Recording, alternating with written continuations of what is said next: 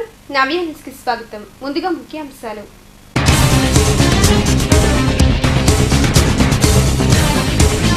జిల్లాలో అమూల్ ప్రాజెక్టు వృద్ధిపై సమీక్షించిన జిల్లా కలెక్టర్ పాల ఎగుమతులపై అధికారులు దృష్టి సారించారని సూచన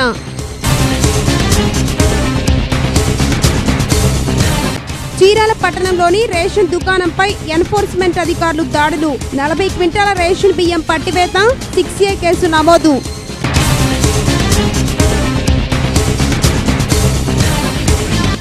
ఆర్టీసీ అభివృద్ధికి ప్రత్యేక చర్యలు చీరాల ఆర్టీసీ గ్యారేజ్ను పరిశీలించిన రీజనల్ డైరెక్టర్ విజయ్ గీత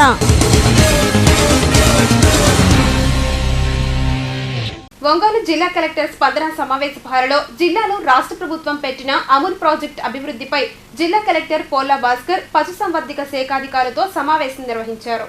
గ్రామాల్లో క్షేత్రస్థాయిలో పాల ఉత్పత్తులు ఎగుమతి అయ్యే విధంగా తద్వారా అమూల్ ప్రాజెక్టు అభివృద్ధి సాధించేలా చర్యలు చేపట్టాలని జిల్లా కలెక్టర్ పోలా భాస్కర్ అధికారులను ఆదేశించారు. ఒంగోలు జిల్లా కలెక్టర్ స్పందన సమావేశ భారలో జిల్లాలో రాష్ట్ర ప్రభుత్వం పెట్టిన అమూల్ ప్రాజెక్టు అభివృద్ధిపై జిల్లా కలెక్టర్ పోలా భాస్కర్ పశుసంవర్ధక శాఖ అధికారులతో సమీక్ష సమావేశం నిర్వహించారు. ఈ సందర్భంగా కలెక్టర్ మాట్లాడుతూ జిల్లా వ్యాప్తంగా ఉన్న పాల కేంద్రాల ద్వారా పాల సేకరణ నెల నెల గణనీయంగా పెరిగే విధంగా అధికారులను దృష్టి సారించాలన్నారు.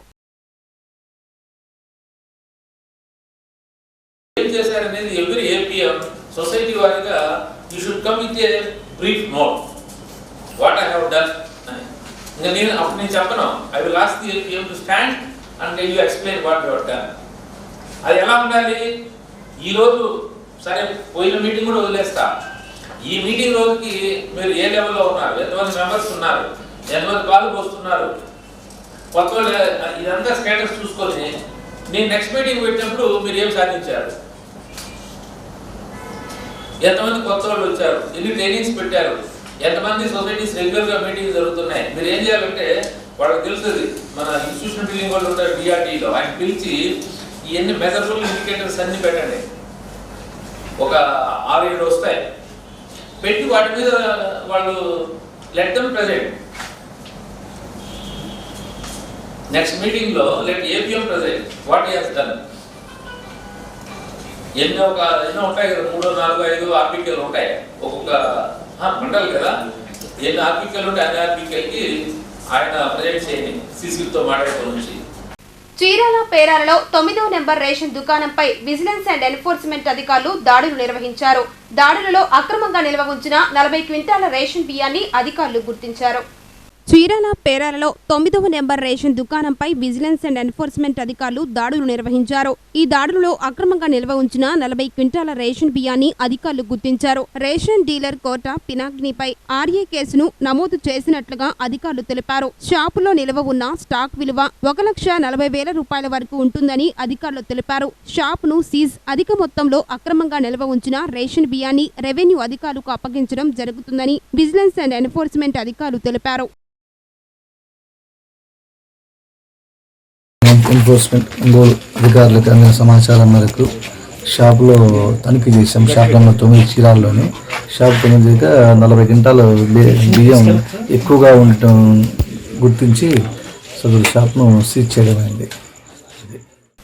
చీరాల ఆర్టీసీ గ్యారేజ్ ప్రాంగణంలో ఆర్టీసీ సిబ్బందితో ఆర్టీసీ రీజనల్ మేనేజర్ సమావేశం నిర్వహించారు.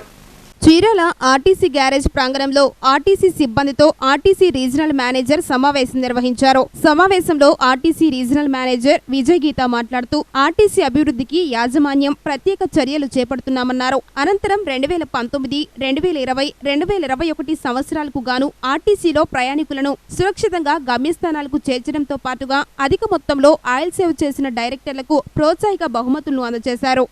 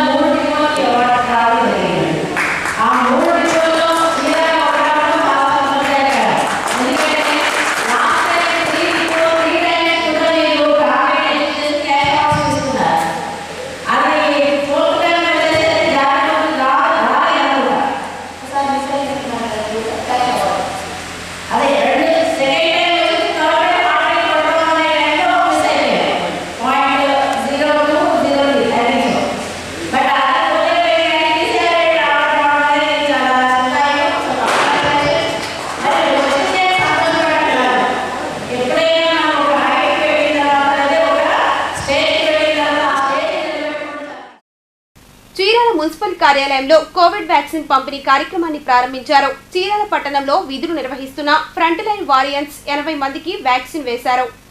చీరాల మున్సిపల్ కార్యాలయంలో కోవిడ్ వ్యాక్సిన్ పంపిణీ కార్యక్రమాన్ని ప్రారంభించారు. చీరాల పట్టణంలో విధులు నిర్వహిస్తున్న ఫ్రంట్ లైన్ వారియన్స్ 80 మందికి వ్యాక్సిన్ వేశారు. కార్యక్రమంలో శానిటరీ ఇన్స్పెక్టర్ రామకృష్ణ, పారిశుద్ధ కార్మికులు, సిబ్బంది ఉన్నారు. వ్యాక్సిన్ తీసుకున్న ప్రతి ఒక్కరూ 28 రోజుల తర్వాత మరోసారి వ్యాక్సిన్ తప్పనిసరిగా వేయించుకోవాలని, వ్యాక్సిన్ విషయంలో ఎటువంటి అపోహలు నమ్మవద్దని, ధైర్యంగా ముందుకు వచ్చి కోవిడ్ వ్యాక్సిన్ ను వేయించుకోవాలని అధికారులు కోరారు.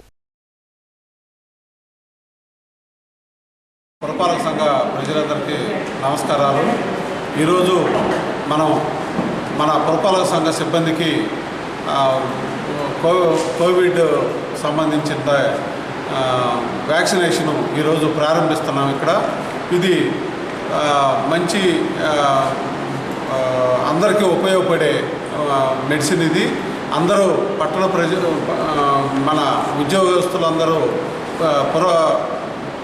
మన పురపాలక సంఘ ఉద్యోగులందరూ దీన్ని తప్పనిసరిగా వేయించుకోవాలా. దీనివల్ల ఎటువంటి సైడ్ ఎఫెక్ట్లు కూడా రావు. మంచి మందు కాబట్టి అందరూ తప్పనిసరిగా దీన్ని ఉపయోగించుకొని దీనికి ఈ కరోనాని నివారించేదానికి అందరూ సహకరించవలసిందిగా కోరుతున్నాం.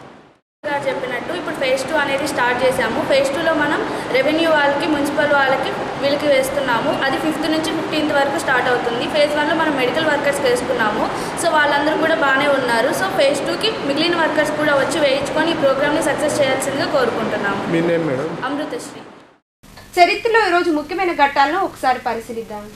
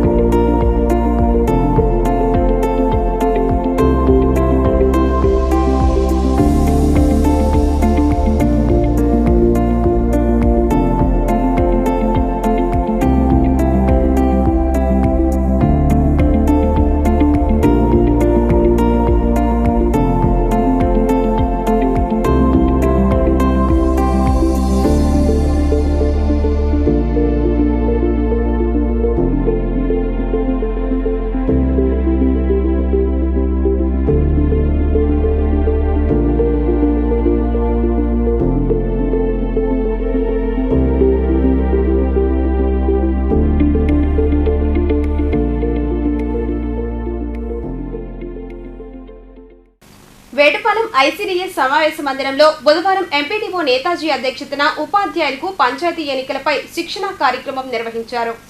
వేటపాలెం ఐసీడీఎస్ సమావేశ మందిరంలో బుధవారం ఎంపీడీఓ నేతాజీ అధ్యక్షతన ఉపాధ్యాయులకు పంచాయతీ ఎన్నికలపై శిక్షణ కార్యక్రమం నిర్వహించారు. ఎన్నికల విధులలో పీఓ, ఏపీఓ విధులు నిర్వహించే ఉపాధ్యాయులు ఓటరు నుంచి ఏ వివరాలు అడగాలి, సిబ్బంది సమన్వయంతో పనిచేసే విధంగా చర్యలు తీసుకోవాలని ఎంపీడీఓ నేతాజీ సూచించారు. ఎన్నికల విధులు గ్రామీణ ప్రాంతాలలో నిర్వహించాల్సి ఉంటుంది కాబట్టి 8వ తేదీ ఉదయం నుండి అందుబాటులో ఉండి పోలింగ్ సామాగ్రి పోలింగ్ కేంద్రాలకు తీసుకువెళ్లాల్సి ఉంటుందని అన్నారు. కార్యక్రమంలో ఆర్ఓ చంద్రశేఖర్, తహసీల్దార్ కేఎల్ మహేశ్వరరావు, ఈఓఆర్డి గౌస్ మొయినుద్దీన్ అలీ, వివిధ పాఠశాలల నుంచి వచ్చిన ఉపాధ్యాయులు పాల్గొన్నారు.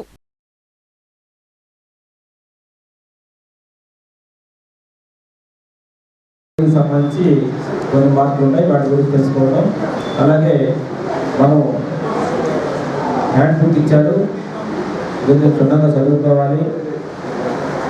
కంపార్ట్మెంట్ ఏ విధంగా తయారు చేసుకోవాలి, బ్యాలెట్ బాక్స్ ఏ విధంగా తయారు చేసుకోవాలి, అలాగే ఓటర్స్ని ఏ విధంగా ఐడెంటిఫై చేయాలి, ఫస్ట్ పోలింగ్ ఆఫీసర్ ఏం చేయాలి, సెకండ్ పోలింగ్ ఆఫీసర్ ఏం చేయాలి, ఓటర్స్ 200 మంది ఉంటే ఎలా అనేది ఎంతమంది ఇస్తారు, 200 నుంచి 400 మంది ఓటర్స్ ఉంటే బూత్లో ఎంతమంది ఇస్తారు, ఇవన్నీ కూడా డీటెయిల్గా బుక్లో ఉన్నాయి. దీనికి సంబంధించి ముందుగా మనం 9వ తేదీ ఎలక్షన్ కాబట్టి ఫస్ట్ ఫేజ్లో మీరు 8వ తేదీ ఉదయమే మీకు అలాట్ చేసిన మళ్ళీ ఇవి మీకు కేవలం పీఓగా అపాయింట్ చేస్తూ ఇచ్చిన ఆర్డర్స్, తర్వాత మీకు ఏ స్టేషన్లో ఇచ్చారు, ఎక్కడ ఏ మండలంలో అలాట్ చేశారని మళ్ళీ ఆర్డర్స్ వస్తాయి. దాన్ని బట్టి మీరు ముందు రోజు ఉదయమే అక్కడ అటెండ్ అయ్యి మళ్ళీ సెకండ్ టైమింగ్ తీసుకొని వాటికి మీకు సంబంధించిన మెటీరియల్ ఆ చెక్ లిస్ట్ ఇస్తారు. ఆ చెక్ లిస్ట్ ప్రకారం ప్రతి పోలింగ్ బాక్స్లో మీకు ఇచ్చిన మెటీరియల్ ఉంటుంది. 1-2 సార్లు తర్వాత చెక్ చేసుకొని ఏమైనా తగ్గితే ఫామ్స్ కానీ కవర్లు కానీ ఇంటర్వ్యూ ఇంకు డిస్టింగ్విష్ మార్కు ఇట్లా ఎవ్రీథింగ్ 1-2 సార్లు చెక్ చేసుకొని మీరు సాయంకాలానికి మీ పోలింగ్ స్టేషన్కి వెళ్ళాలి. వెళ్ళి అక్కడ మీరు కేటాయించిన లిస్టు ప్రకారం పోలింగ్ స్టేషన్ లిస్టు ప్రకారం అన్నీ బాగున్నాయా లేదా, ఫెసిలిటీస్ ఉన్నాయా, కరెంట్ ఉందా, ఫ్యాన్ ఉందా, డ్రింకింగ్ వాటర్ ఉందా లేదా, క్యూలైన్ ఏర్పాటు చేసుకోవడానికి అవకాశం ఉందా, కోవిడ్ నియమాలు పాటించడానికి డిస్టెన్స్ చేయడానికి అవకాశం ఉందా లేదా, ఇవన్నీ కూడా తర్వాత చెక్ చేసుకోవాలి. రాష్ట్ర జాతీయ స్థాయిలో నేటి కరోనా సమాచారాన్ని ఒకసారి చూద్దాం. భారత్లో కరోనా వైరస్ వ్యాప్తి రోజురోజుకు విస్తరిస్తూనే ఉంది. తాజాగా గత 24 గంటల్లో సోమవారం 11,039 కేసులు నమోదయ్యాయి. దీంతో పాటు ఈ వైరస్ కారణంగా 110 మంది మరణించారు. తాజాగా నమోదైన గణాంకాల ప్రకారం దేశంలో మొత్తం కరోనా కేసుల సంఖ్య 1,07,77,284 పెరగగా మరణాల సంఖ్య 1,54,596కి చేరింది. ఈ మేరకు కేంద్ర వైద్య ఆరోగ్య మంత్రిత్వ శాఖ హెల్త్ బులెటిన్ ను విడుదల చేసింది. ఇదిలా ఉంటే నిన్న కరోనా నుంచి 14,225 మంది బాధితులు కోలుకున్నారు. వీరితో కలిపి ఇప్పటి వరకు 1,04,62,631 మంది బాధితులు కోవిడ్ నుంచి కోలుకున్నట్లు ఆరోగ్య శాఖ తెలిపింది. ప్రస్తుతం దేశంలో 1,60,057 కరోనా కేసులు యాక్టివ్ గా ఉన్నాయి. దీంతో దేశంలో కరోనా రికవరీ రేటు 97.08% చేరగా మరణాల రేటు 1.43% ఉంది. నిన్న దేశవ్యాప్తంగా 7,21,121 కరోనా నిర్ధారణ పరీక్షలు చేసినట్లు ICMR వెల్లడించింది. వీటితో కలిపి ఫిబ్రవరి 2 వరకు మొత్తం 19,84,73,178 కరోనా పరీక్షలు చేసినట్లు తెలిపింది.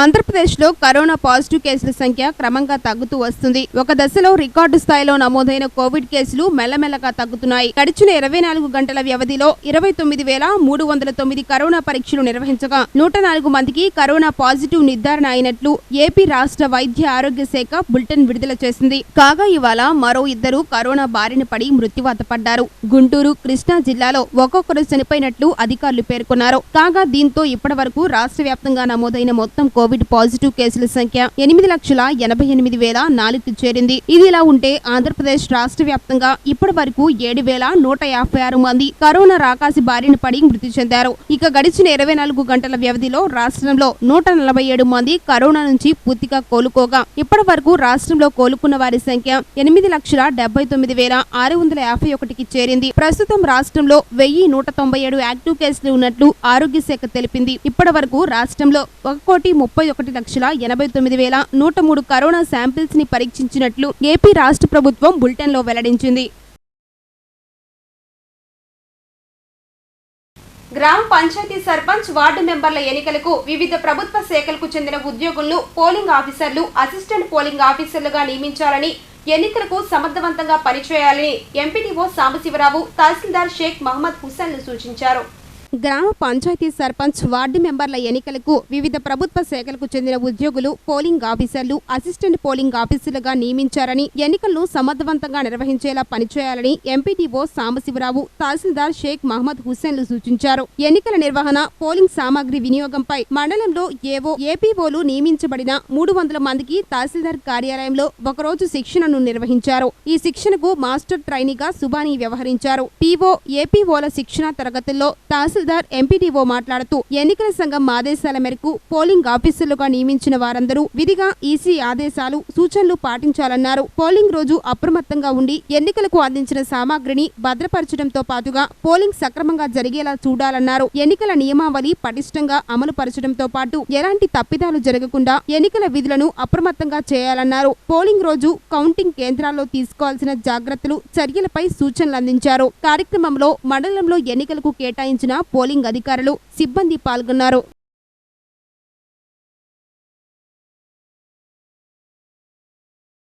రామన్నపేట పంచాయతీ రావూర్పేట కళ్యాణ మండపంలో బుధవారం సచివాలయ పోలీసులకు పారా పోలీసులకు ఎన్నికల విధానాలపై అవగాహన సమావేశం నిర్వహించారు. వేటపాలెం మండలం రామన్నపేట పంచాయతీ రావూర్పేట కళ్యాణ మండపంలో బుధవారం పంచాయతీ ఎన్నికలకు సంబంధించి సచివాలయ పోలీసులకు పారా పోలీసులకు ఎన్నికల విధులపై అవగాహన సమావేశం నిర్వహించారు. ఈ సందర్భంగా తహసీల్దార్ కేఎల్ మహేశ్వరరావు మాట్లాడుతూ పంచాయతీ ఎన్నికల నేపథ్యంలో విధులు నిర్వర్తించేటప్పుడు తప్పనిసరిగా ఎంతో జాగ్రత్తగా వ్యవహరించాలని, ఓటర్లను ప్రలోభాలకు గురి చేసే అవకాశం ఉంటుంది కాబట్టి అలాంటి సమాచారంపై అధికారులకు తెలియజేయాలని సూచించారు. కార్యక్రమంలో Chirala rural CI Rosaiah, MPDO Netaji, tahsildar KL Maheswararao, SI Kamalakar తదితరులు పాల్గొన్నారు.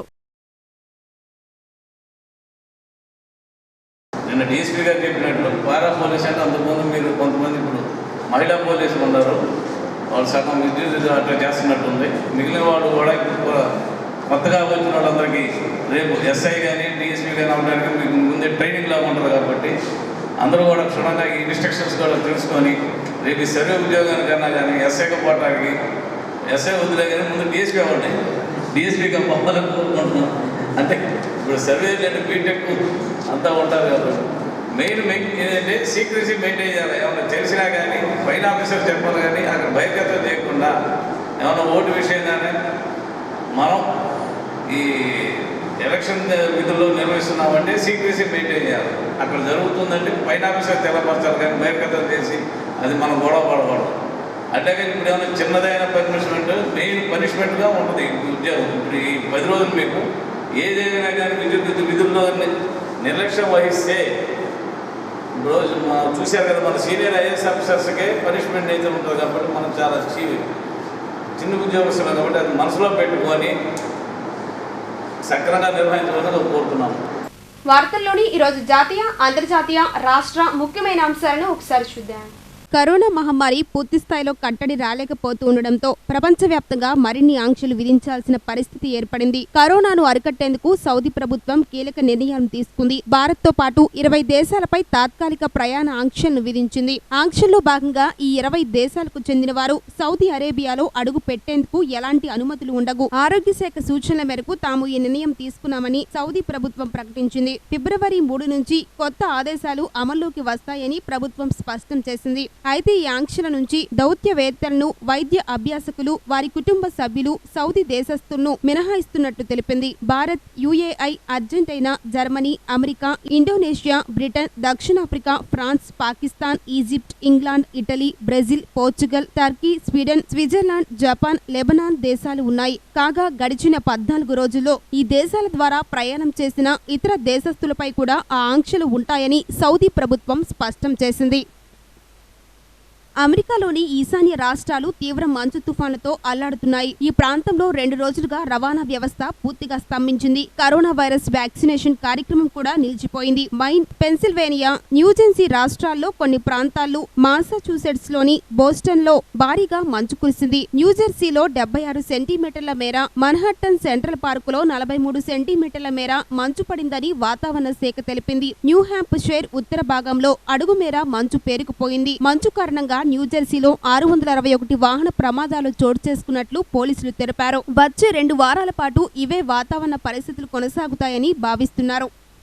భారత వాయుసేవ సామర్థ్యాన్ని ప్రపంచానికి తెలిపే ఎయిర్ ఇండియా షో కర్ణాటక రాజధాని బెంగళూరులో ప్రారంభమైంది. కేంద్ర రక్షణ మంత్రి రాజ్నాథ్ సింగ్ ఈ కార్యక్రమాన్ని ప్రారంభించారు. ఈ షో ఫిబ్రవరి 5వ తేదీ వరకు కొనసాగుతుంది. అయితే ఈసారి భారతదేశ యుద్ధ విమానాలతో పాటు ఇతర దేశాల యుద్ధ విమానాలు ఈ షోలో సందడి చేయనున్నాయి. ఎయిర్ షో ప్రారంభం సందర్భంగా రక్షణ మంత్రి మాట్లాడుతూ ఎయిర్ షోలో అనేక దేశాలకు చెందిన సంస్థలు పాల్గొనడం చాలా ఆనందంగా ఉందన్నారు. భారత రక్షణ రంగాన్ని బలోపేతం చేసేందుకు కేంద్రం అన్ని చర్యలు చర్యలు తీసుకుంటుందని వివరించారు. ఆత్మనిర్భర్ భారత్ అభియాన్ కింద రక్షణ సామర్థ్యాన్ని పెంచడంలో భాగంగా వచ్చే 7-8 సంవత్సరాల్లో $130 బిలియన్ దళాలను ఆధునీకరించనున్నామని తెలిపారు.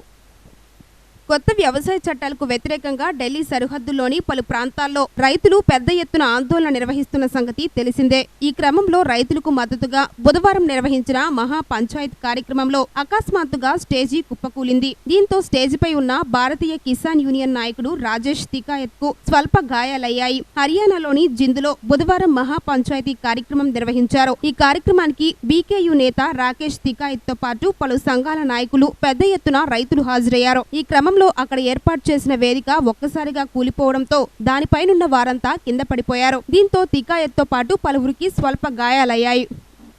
ప్రభుత్వ పాఠశాలల్లో మనబడి నాడు నేడు కార్యక్రమం 2వ విడతకు సిద్ధం కావాలని ఆంధ్రప్రదేశ్ ముఖ్యమంత్రి వైఎస్ జగన్మోహన్ రెడ్డి అధికారులకు ఆదేశించారు. నాడు నేడు కార్యక్రమంతో పాటు గోరుముద్దపై క్యాంపు కార్యాలయంలో బుధవారం సీఎం వైఎస్ జగన్మోహన్ రెడ్డి సమీక్ష సమావేశం నిర్వహించారు. నాడు నేడు మొదటి విడతలో ఎదురైన అనుభవాలను దృష్టిలో ఉంచుకొని మరింత సమర్థవంతంగా 2వ విడత ప్రారంభించాలని సీఎం జగన్ ఆదేశించారు. పనుల నాణ్యతలో ఎక్కడా రాజీ పడవద్దని అధికారులకు స్పష్టం చేశారు. 2వ విడత పనులను ఏప్రిల్ 15వ తేదీ నుంచి ప్రారంభిస్తామని అధికారులకు తెలిపారు. డిసెంబర్ 31లోగా పనులు పూర్తి చేసేలా ప్రణాళిక వేసుకున్నట్లు వివరించారు. 2వ విడత కోసం సుమారు 4,446 కోట్లు ఖర్చు అవుతుందని అంచనా వేశారు. మొదటి విడత కోసం సుమారు 3,700 కోట్లు ఖర్చు చేస్తుందని, పాఠశాలల బాగోగుకు ఒక్క ఏడాదిలో ఇంత డబ్బు ఖర్చు చేయడం చరిత్రలో ఎప్పుడూ జరగలేదని అధికారులు పేర్కొన్నారు.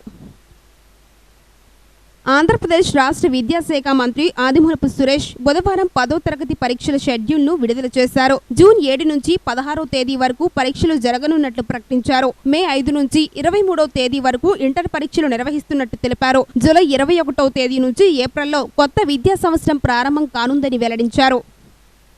ఒక ప్రాణాన్ని కాపాడడానికి ప్రత్యేక రైలు నడిపిన హైదరాబాద్ మెట్రో సిబ్బందికి, ఉన్నత అధికారులకు ఎన్వైఎస్ రెడ్డికి, కేవీబీ రెడ్డికి ప్రత్యేక అభినందనలు అని తెలంగాణ పరిశ్రమ, ఐటీ, పురపాలక శాఖ మంత్రి కల్వకుంట్ల తారక రామారావు అన్నారు. ట్విట్టర్ వేదికగా ఆయన బుధవారం స్పందించారు. గుండె తరలింపు విషయంపై వివిధ పత్రికల్లో ప్రచురించిన వార్తా కథనాలను మంత్రి కేటీఆర్ షేర్ చేశారు. అంతేకాకుండా అవయవ దానానికి ముందుకు వచ్చిన కుటుంబాన్ని సైతం కేటీఆర్ అభినందించారు. కేంద్ర ప్రభుత్వం ప్రవేశపెట్టిన వార్షిక బడ్జెట్ కార్పొరేట్ బడ్జెట్ను తలపిస్తుందని ప్రముఖ సినీ నటులు, దర్శక నిర్మాత, సామాజిక విశ్లేషకులు ఆర్ నారాయణమూర్తి అభిప్రాయపడ్డారు. ఆయన స్వీయ దర్శకత్వంలో తెరకెక్కిస్తున్న రైతు అన్న సినిమా గురించి మాట్లాడుతూ బడ్జెట్లో రైతులకు గిట్టుబాటు ధర కల్పించే అంశాన్నే ప్రస్తావించలేదని ఆరోపించిన నారాయణమూర్తి, డాక్టర్ స్వామినాథన్ ప్రతిపాదనల మేరకు బడ్జెట్ కేటాయిస్తే రైతులకు రుణాలు ఇవ్వాల్సిన అవసరం లేదన్నారు. తెలుగు రాష్ట్రాలను విస్మరించి ఎన్నికలు జరగబోతున్న రాష్ట్రాలకు అనుకూలంగా కేంద్రం బడ్జెట్ ప్రవేశపెట్టిందని ఆరోపించారు. జీఎస్టీ సెస్లను కేంద్రం పరిధిలోకి తీసుకువెళ్తే రాష్ట్రాలు సంక్షేమ పథకాలను ఎలా అమలు చేస్తాయని ప్రశ్నించారు. దేశంలో అతిపెద్ద ప్రైవేట్ రంగ బ్యాంకింగ్ సంస్థ గత హెచ్డిఎఫ్సి బ్యాంక్. దీనిలో 2 ఏళ్లుగా పదే సేవల్లో అంతరాయం ఏర్పడుతుంది. ఈ నేపథ్యంలో reserve bank of India IT మౌలిక సదుపాయాలను ప్రత్యేకంగా ఆడిట్ చేసేందుకు ఓ సర్వత్ర సంస్థని నియమించినట్టు హెచ్డిఎఫ్సి బ్యాంక్ వర్గాలే స్వయంగా ప్రకటించాయి. ఈ బ్యాంకుకి సంబంధించిన డిజిటల్ బ్యాంకింగ్, క్రెడిట్ కార్డ్ జారీ చేయకుండా ఆవిర్భావ తాత్కాలిక నిషేధం విధించింది. తమ ఆడిట్ పూర్తయ్యే వరకు ఈ ఆదేశాలు అమల్లో ఉంటాయని తెలిపింది. 2018 నుంచి హెచ్డిఎఫ్సి బ్యాంకు సంబంధించిన డిజిటల్ లావాదేవీల విషయంలో కనీసం 3 సార్లు గందరగోళం నెలకొంది. దీంతో ఆర్బీఐ ఈ విషయంపై దృష్టి సారించింది. స్వయంగా ఆర్బీఐ గవర్నర్ శక్తికాంత దాస్ ఈ అంశంపై మాట్లాడుతూ బ్యాంకులు ఎక్కువసార్లు ఇబ్బంది పెట్టే అంశాలపై దృష్టి పెట్టాలని, టెక్నికల్ అంశాలు, కస్టమర్ల ప్రయోజనాలను దృష్టిలో పెట్టుకుని తమ లోపాలను సరిచేసుకోవాలని సూచించారు.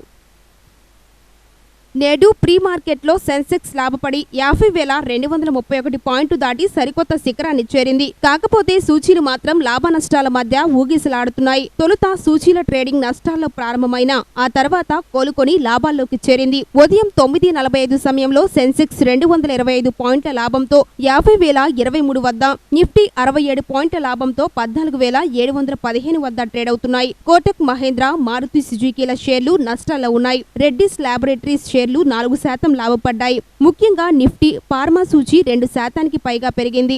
Astral polytechnic, Unichem lab, Somany home innovative షేర్లు లాభాల్లో ఉండగా ఈపీఐఎల్, ఫ్యూచర్ కన్స్యూమర్ షేర్లు నష్టాల్లో ఉన్నాయి. ప్రధాన రంగాల సూచీలన్నీ సానుకూలంగానే ట్రేడ్ అవుతున్నాయి. నేడు మొత్తం 88 కంపెనీల షేర్లు తమ త్రైమాసిక ఫలితాలను ప్రకటించనున్నాయి. వీటిలో Bharti Airtel, Adani Enterprises, Jubilant foodwork, VIP Industries వంటి కంపెనీలు ఉన్నాయి. దీంతో పాటు హోమ్ ఫస్ట్ ఫైనాన్స్ సంస్థ షేర్లు మార్కెట్లో లిస్టు కానున్నాయి. ఈ సంస్థ 1154 కోట్లు విలువైన ఐపీఓకు వచ్చింది.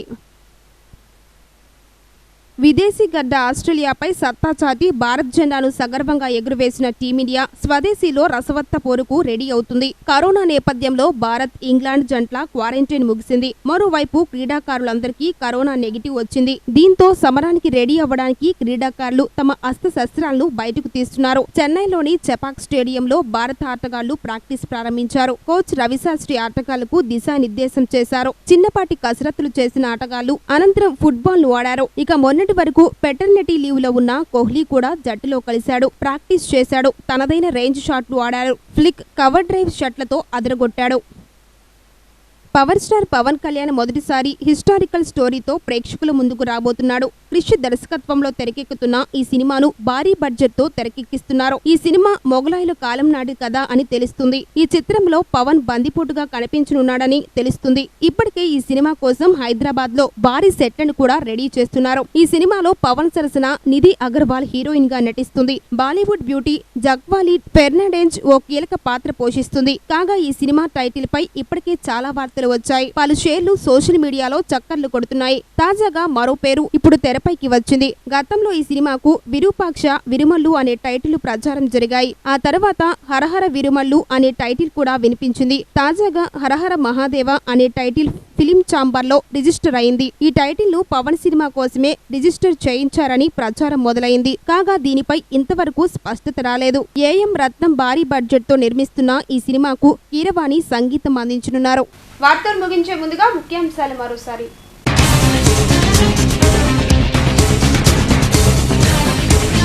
జిల్లాలో అమూల్ ప్రాజెక్టు వృద్ధిపై సమీక్షించిన జిల్లా కలెక్టర్. పాల ఎగుమతులపై అధికారులు దృష్టి సారించారని సూచన.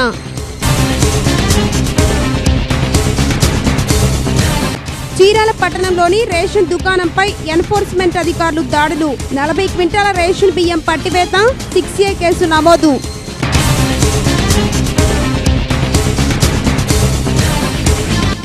ఆర్టీసీ అభివృద్ధికి ప్రత్యేక చర్యలు.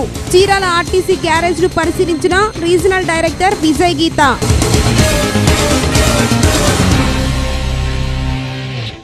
నవ్య న్యూస్ ఇంతటితో సమాప్తం. నమస్కారం. నవ్య న్యూస్ సమర్పించిన వారు crystal Honda, Salman centre, Chirala.